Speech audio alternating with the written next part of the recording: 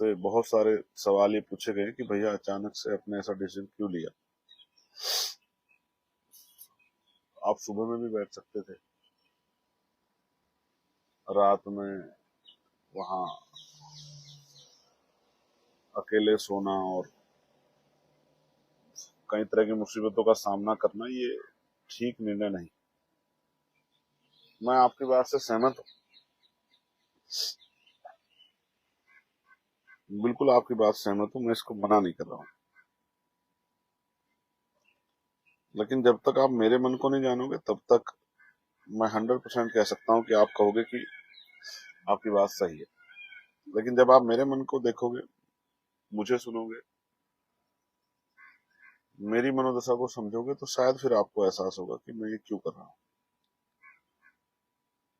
क्योंकि कल जब प्रोटेस्ट चल रहा था तो जहां जहां नौजवान आक्रोश में थे या जहां जहां लाठीचार्ज हुआ, जहां जहां मेरे पास खबर आई, मैं वहां गया और पुलिस और बच्चों के बीच में खड़ा होकर मैंने पुलिस को कहा कि आप लाठी मत चलाओ, और बच्चों से भी कहा कि वो शांति बना के रखें। और इसमें हम बड़े पैमाने पर सफल भी हुए बच्चों को समझाने के लिए।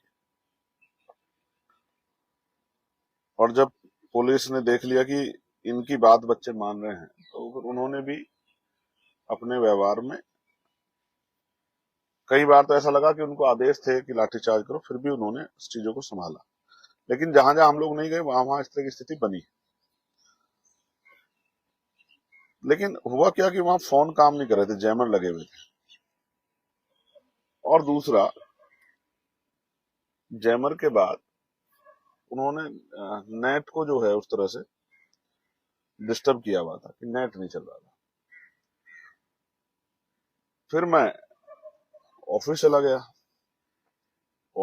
तो कुछ साथियों से बात की, मीडिया के साथियों से, और बाकी सब साथियों को इकट्ठा करने का होने का इंतजार किया। कई जगह पे साथी पकड़े हुए थे, वहां अधिकारियों से बात की। लेकिन 10 बजे के लगभग जब मैंने वो वीडियो देखी, वो बर्बरता देखी, वो जुल्म देखा, और मेरे पास ये भी रिपोर्ट है कि 2 बच्चे, बड़े, एक लड़का एक लड़की है, जो बड़े सीरियस हैं, हॉस्पिटलाइज है। मुझे ये नहीं पता कि वो उनकी क्या कैसी हालात है। तो जब मैंने वो बर्बरता, अन्याय, लाठी, आप बच्चों को रोकने के लिए लाठी पैर पे भी मार सकते हो, लेकिन आप अपने सरों पे मारी लाठी। और कुछ लोग बिना वर्दी के, इसी तरह के नौजवान टाइप लोग हैं, वो जो हैं लाठीचार्ज कर रहे हैं। बच्चियों को भी नहीं छोड़ रहे हो, आप पीट रहे हो, मीडिया को भी पीट रहे हो आप। मैं हिंसा का पक्षधर नहीं हूं, लेकिन उन बच्चों को इस तरह से मार खाते हुए ये देखना मेरे बस की बात नहीं थी। दूसरा, इस प्रोटेस्ट को भी जिंदा रखना है, जिस पर कल कई सवाल खड़े हो गए हैं कि भाई हिंसा हो गई है, ये सब चीजें। ये भी एक बहुत बड़ी जिम्मेदारी है कि एक अच्छे शिक्षा के लिए पहली बार कोई आंदोलन हो रहा है देश के अंदर। और क्योंकि भीम आर्मी का निर्माण ही पाठशालाओं को से लेकर सब चीजों को अगर आप देखोगे, तो शिक्षा को प्रायोरिटी पे रख के हुआ, पाठशालाएं खोल के, कोचिंग सेंटर खोल के। शिक्षा के लिए आंदोलन और हम लोग ना आए, ऐसा तो नहीं हो सकता। और मैं तो लगातार बात कर रहा हूँ कि कक्षा 1 से 12 तक की शिक्षा मुफ्त हो और वो गुणवत्तापूर्ण हो, क्वालिटी एजुकेशन मिले बच्चों को।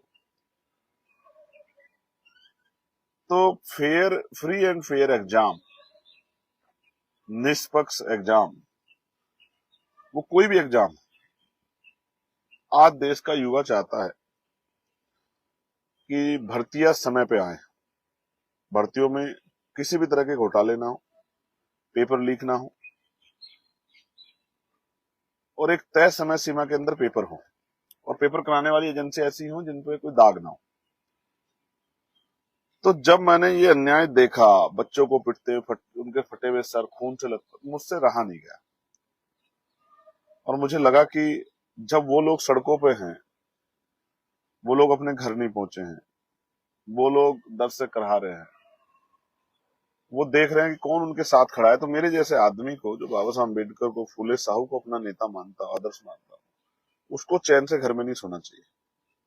ये शुरुआत में अब भी कर सकता था, रात में जाके घर पे सो के और नहा धो के आके फिर से यहाँ बैठ सकता था, लेकिन मुझे लगा कि नहीं, जब वो सड़कों पे हैं, जब वो अन्याय सह रहे हैं, जब वो भूखे प्यासे हैं, तो हमें भी इस आंदोलन की शुरुआत करनी चाहिए। और वहीं से करनी चाहिए जहां हमने संविधान की शपथ ली थी, जिस संसद में शपथ ली थी, उसी संसद में बाबा साहब अम्बेडकर के स्टैच्यू के साथ नीचे बैठ के इस लड़ाई को आगे बढ़ाने का संकल्प लेना चाहिए। हो सकता है कि अभी भी आप समझें कि भाई मैंने थोड़ी जल्दबाजी की, गैर जिम्मेदारी दिखाई, लेकिन मेरे मन में ये चल रहा था कि वो हमारे बच्चे थे, हमारे भाई थे, हमारी बहन थी, उनके साथ जो अन्याय हुआ वो स्वीकार नहीं होना चाहिए। और मेरे बैठने से क्या है कि बीमार में आजाद समाज पार्टी जो संगठन है, उन तक बात जाएगी, उनके परिवारों तक बात जाएगी, परिवार से रिश्तेदारों तक बात जाएगी, तो फिर से लोगों को ये पता लगेगा कि कल किस तरह से। और मैं फिर ये कह रहा हूं कि हिंसा होती नहीं, हिंसा कराई जाती है। आप जानते हो, हमेशा इस बात कहता हूं, मैं हिंसा का पक्षधर नहीं, क्योंकि अम्बेडकरवादी तो संविधान में आस्था विश्वास रखता हूँ। लेकिन मेरी आपसे अपील है, मैं आज फिर से 12 बजे के करीब आऊंगा लाइव, लगभग 12:30 बजे, और पार्टी संगठन के लोगों को निर्देश दूंगा कि वो आगे क्या करेंगे, वो अपने जिलों में क्या करेंगे, अपने प्रदेशों में क्या करेंगे।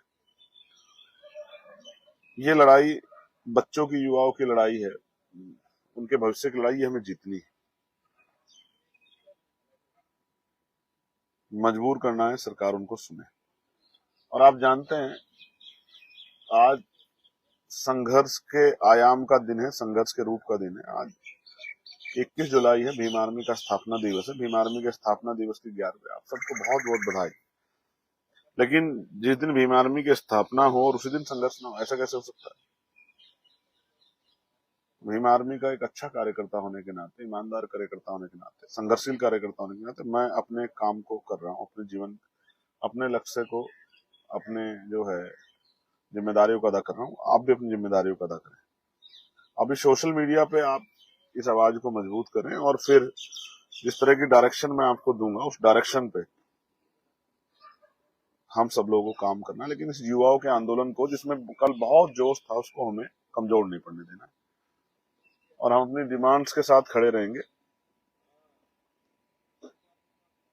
ये ऐसे आपको उल्टा दिख रहा होगा, बाद में आप देखेंगे छात्रों पर चली एक एक लाठी का हिसाब का जवाब देना होगा।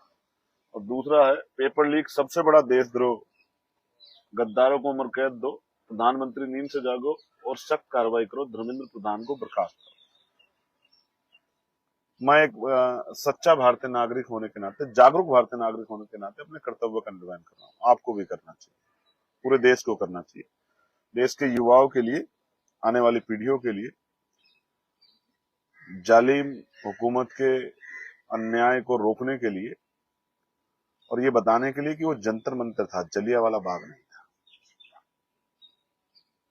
कल आपकी के इशारे पे पुलिस ने, और जो फोर्स आपने लगाई थी, उन्होंने ऐसा सलूक किया युवाओं से, विद्यार्थियों से, छात्रों से, बेटियों से, बेटों से, जैसे आतंकवादियों के साथ किया जाता है। ये मुझे स्वीकार नहीं, मुझे औरों का नहीं पता, लेकिन एज ए भारतीय जागरूक नागरिक मुझे स्वीकार नहीं, एज ए अम्बेडकराइट मुझे स्वीकार नहीं। और जो चीज मुझे स्वीकार नहीं है, मैं उसके खिलाफ लड़ना जानता हूं। आपने मुझे वोट देके यहाँ लड़ने के लिए भेजा है, तमाशा देखने के लिए, तो मैं लड़ूंगा इसलिए क्योंकि आपको बहुत उम्मीदें हैं इस आंदोलन से कि आंदोलन अपनी जिम्मेदारी को अदा करेगा, और मैं अपनी ड्यूटी कर रहा हूँ। मेरी जान भी उतनी कीमती जितनी उन बच्चों की जो हॉस्पिटलाइज हैं, या कहीं पकड़े हुए हैं, या कहीं सड़कों पर बैठ के अभी भी आंदोलन चला रहे हैं, जिनके पास उम्मीद थी।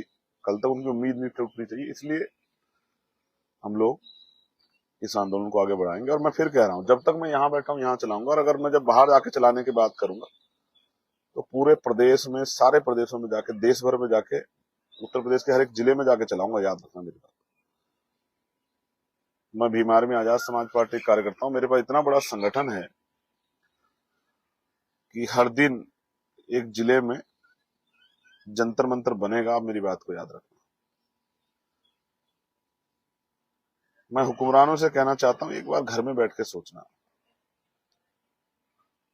वो भी किसी के बच्चे थे जिनका कल खून आपने बहा, और वो क्या सीख के गए, क्या लेके गए। वो किसी पार्टी के वर्कर नहीं थे, मैक्सिमम लोग स्टूडेंट थे। आपने क्या दिया उनको, और वो आपको क्या देते हैं, उनकी नजरों में आप कहां पहुंचे, ये आपको जवाब जो है आने वाले समय में जनता देगी।